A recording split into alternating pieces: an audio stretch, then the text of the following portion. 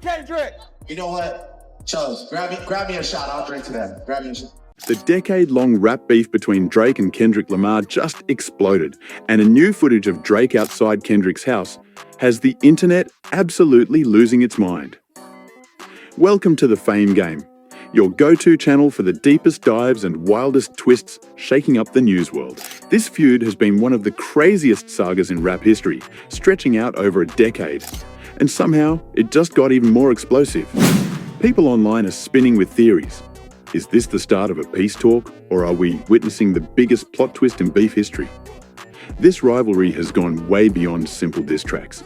It's now a full-blown cultural moment. And elevated too much? Nah, I feel like that's it. It's like, you know, he's the new guy to love, and of course, I mean, rightfully so. He's super talented, you know. But thank you. But he's but he's like, you know, he is the underdog. That's extremely. From Drake's mansion getting broken into to fans claiming Kendrick survived a near-fatal setup, every chapter gets darker and more shocking. With this new footage of Drake pulling up near Kendrick's spot, fans are convinced something major is brewing behind the scenes. Some see it as a sign of reconciliation, while others believe it's just another mind game. But here's the wild part. Before all the smoke, these two actually had respect for each other. Drake even featured Kendrick on his Take Care album for the track Buried Alive Interlude, and Kendrick returned the love with Poetic Justice on his legendary Good Kid, M.A.H. City. They were even both featured on a $AP Rocky's hit One Train. If you love diving into stories like this, hit that subscribe button right now and join the Fame Game family for more tales from the heart of the culture. One thing's for sure, this story is far from over. Picture this. In 2012, Kendrick Lamar was actually opening for Drake on his Club Paradise tour. A calm, humble Kendrick from Compton was stepping on stage to hype up crowds before Drake's smooth mix of rap and R&B took over. It's almost like watching your little brother grow into your toughest rival. Except this little brother turned out to be a lyrical sniper who went on to win a Pulitzer Prize. Get it. I get the moment. Like, you know, he's a good guy. And like, I know that verse had no malice behind it because I saw him 5 days later at the VMAs and it was all love. So it's like, he didn't come on there on some wild, like, yeah, I'm in New York, everybody don't look at me.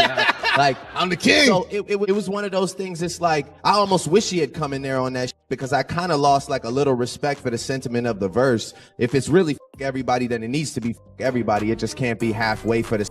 Talk about evolution. But as the saying goes, keep your friends close and your enemies closer. The first real crack in their so-called friendship showed up in 2013 and it shook the entire culture. That's when Big Sean dropped Control and Kendrick jumped on the track to make history. He didn't just rap, he declared battle on the entire rap scene. No sugarcoating, no sneak disses.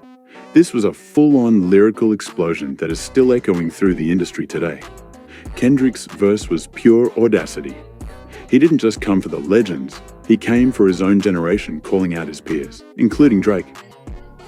Imagine being at a family cookout and your cousin suddenly stands up mid-dinner yelling, "I'm coming for all of you."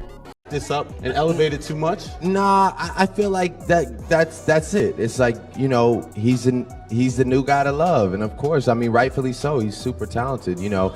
But thank you. But he's but he's like, you know, he is the underdog. That's exactly how wild that moment felt. From that second, everyone realized this wasn't just friendly sparring anymore. It was war. I think hip-hop is a sport, so you're going to have these little spits and spats. And it's all good because, personally, I respect these dudes as, you know, as people. The reaction was instant and explosive. Fans, blogs, and hip-hop heads went into a frenzy. Drake, being Drake, tried to keep his cool at first. In interviews, he brushed it off like it was nothing serious. But deep down, you could hear the irritation hiding in his tone. That it's whatever energy started slipping once he realized Kendrick's verse had completely shifted the landscape. Drake started throwing subtle comments that showed the salt creeping through. He basically said if Kendrick was truly about that competitive life, he should have gone even harder, like saying, "If you're going to come for me, you better come for me properly. That's classic subtle shade. I think hip hop is a sport, so you're gonna have these little spits and spats, and it's all good because personally I respect these dudes as as people. I think that was a big of a deal when I wrote the rhyme. A diss record is a diss record where you say something blatantly saying something negative about somebody. What's fascinating is how differently they handled the moment. Kendrick stayed cool and diplomatic when asked later, saying things like, "Hip-hop's a sport. I respect these guys as artists." But you could tell something deeper was bubbling, respect mixed with rivalry. If you're enjoying this deep dive so far, go ahead and give this video a thumbs up. It really helps out the fame game. Kendrick then said something that truly showed his mindset about competition. He said the scene had gotten too relaxed, too safe, and that people weren't built for that real lyrical smoke anymore. He might have said it politely, but the message hit like a punch. It was a challenge in disguise. From there, things slid into a decade-long Cold War. They didn't go at each other directly, but the tension was always lurking in the lyrics. If you paid attention, the subliminals were floating around like whispers in the wind. Drake would drop clever bars that sounded like subtle shots, and Kendrick would clap back with lines so sharp they'd make fans go, "Wait, was that about Drake?" It became a poetic dance. Two lyrical giants circling each other, waiting to see who would strike first. Everyone knew that when this silent tension finally broke, it was going to be massive. And when it finally blew up in 2024, it didn't disappoint. It was pure chaos and totally worth the wait. Here's what makes this saga even more fascinating. During that entire decade of silent tension, both Drake and Kendrick were leveling up like never before. Drake was turning into a global machine, shattering streaming records and dominating the charts. Meanwhile, Kendrick was solidifying his spot as one of the greatest lyricists to ever touch a mic, dropping masterpieces and ultimately winning a Pulitzer Prize. That's legendary status. Their rivalry seemed to fuel their success. They were locked in an unspoken competition, constantly pushing each other. They both wanted success, but they wanted to be the one on top. Then came 2024, and everything flipped upside down.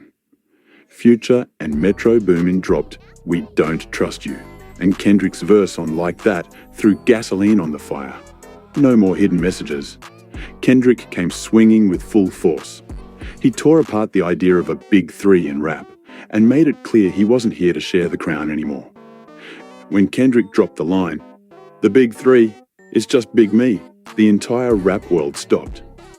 He wasn't only coming for Drake, he was rewriting the entire power structure of modern rap. What he was really saying was, "Y'all can fight for second place, but I already own the top spot." Then came the Prince versus Michael Jackson reference, genius and brutal. Drake has always seen himself as this generation's MJ, the crossover superstar. But Kendrick flipped the script, basically saying, "Cool, you're MJ, but I'm Prince, and I'll outlast you just like he did." Things went into overdrive. This wasn't a slow beef, it was a rapid-fire lyrical showdown. Drake fired back with push-ups, proving he'd been waiting years for this. All that built-up tension finally had a target. He went straight at Kendrick's height, his image, and his pop collabs. It was bold, personal, and exactly what fans had been craving. Here's where things got really intense. It stopped being just about music. Accusations started flying about family matters and character issues. What began as a battle of bars quickly turned into a public showdown that could damage both of their legacies. Because in a rap beef, once it gets personal, nothing is off limits. The speed of the escalation was wild. Within weeks, we went from subliminal lines to serious personal claims. Drake's past suddenly became front-page news. When two big names go at it, everything, your family, your mistakes, your DMs, is potential ammo. Drake has always lived his life in the spotlight, but people started revisiting some uncomfortable chapters. One of the biggest controversies was his friendship with actress Millie Bobby Brown back in 2018 when she was a young teen. Fans online called the situation strange, questioning his judgment. The optics were awkward.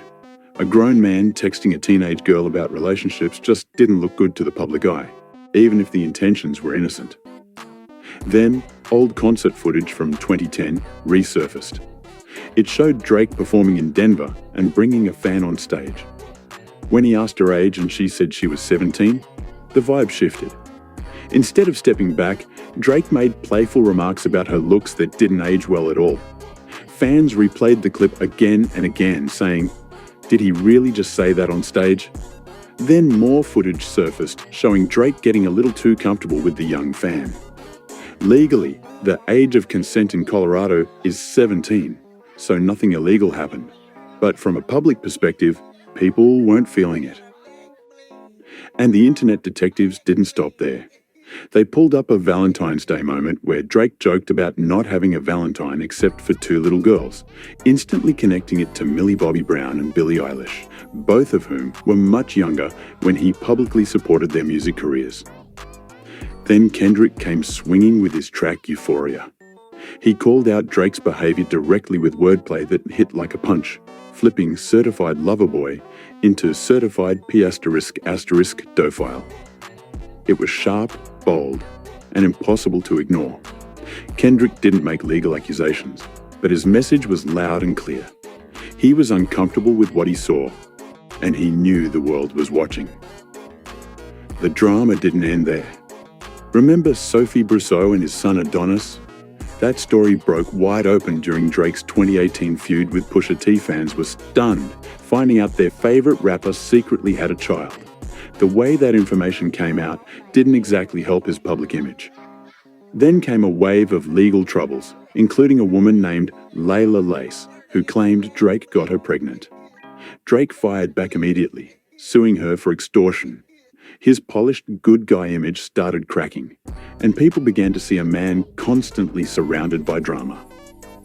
And just when things couldn't get any messier, Rick Ross jumped into the mix, accusing Drake of having cosmetic procedures, everything from a nose job to fake abs. He basically called Drake's image manufactured. In rap culture, keeping it real is everything. The moment people start calling you manufactured, your credibility is on life support. The funniest and most awkward part? Drake's mom actually texted him asking if the rumors were true, and he posted the message on Instagram. But behind the jokes, a deeper issue was bubbling. The long-standing conversation about Drake's relationship with hip-hop culture itself. Being half Jewish, Canadian, and raised in a comfortable neighborhood, some fans accused him of cashing in on Black American culture while never really understanding the struggle. Critics called Drake a culture vulture, saying he was just hopping on whatever sound was trending. One project he's using Atlanta trap, the next UK drill, then Caribbean flavor. Suddenly, Drake wasn't just battling bars, he was battling perception. It was like stepping into the ring with your hands tied. Now that we've gone through the shade and the chaos, it's time to talk about the real reason behind this beef. This was a much deeper conflict about legacy, authenticity, and what it truly means to be the king of rap. This wasn't two superstars throwing shots out of boredom. It was a philosophical showdown between two completely different visions of what hip-hop should be. Artistry versus industry. Heart versus hustle. Message versus money. To understand it, you have to look at who these men are. Let's start with Kendrick Lamar. He grew up in Compton, California. Not the glossy movie version, but the real Compton. A place where gang culture isn't something you read about, it's what's outside your window every day. That environment built Kendrick. It gave his lyrics a raw pain and truth you can't fake. His parents had moved from Chicago, trying to find better opportunities, but life was rough. His father had street ties, and his mother was constantly pushing for something better. That tension became the foundation of his music. Kendrick's art isn't just music. It's a diary of what it means to rise from chaos and still keep your soul intact. Now, compare that to Drake's background. He grew up in Toronto's Forest Hill, basically the Canadian version of Beverly Hills. His mum was a Jewish Canadian teacher, and his dad was a talented musician. Drake grew up surrounded by comfort and opportunity. He even started his career as an actor on the Canadian teen show Degrassi. Some fans say Drake's biggest skill has always been performance. But here's where he proved he had real strategy. Instead of faking a street image he never lived, he flipped the game and made vulnerability his superpower. He opened up about heartbreak, doubt, and emotion. He wasn't selling danger, he was selling relatability. Meanwhile, Kendrick Lamar was walking an entirely different path. He wasn't focused on pop appeal, he was chasing artistry, truth and meaning. Inspired by Tupac and Nas, he took storytelling to another level. When you listen to Pimp a Butterfly, you're not just hearing songs, you're entering a world.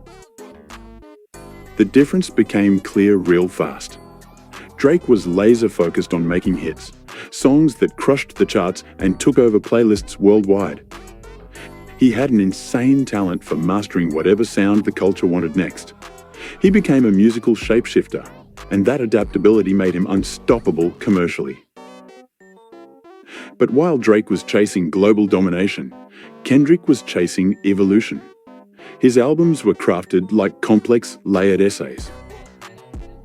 Drake became the symbol of rap as a global brand, but Kendrick was proving that hip-hop could still be soulful, meaningful, and revolutionary. Two kings, two empires, one chasing the charts, the other chasing the truth. Drake became the commercial king, breaking records left and right. But Kendrick became the critical king. He had that cultural weight, collecting Grammys and respect, and then he did what no rapper had ever done before. He brought home a Pulitzer Prize for his album, Damn. For a while, that dynamic worked perfectly. But as their influence exploded, fans started asking the ultimate question: who's really the best rapper of this generation? That's what this whole thing really comes down to. Drake represented hip-hop's commercial empire, proving rap could dominate the globe. Kendrick stood for artistic purity and integrity, showing that rap is high art with soul and legacy. This wasn't just about bars, it was about what being the real king truly means. If you enjoyed this breakdown of a truly iconic feud, make sure to like the video and share it with a friend. We want to know, whose side are you on? Let us know in the comments below. And don't forget to subscribe to The Fame Game for more stories that explore the core of celebrity and culture.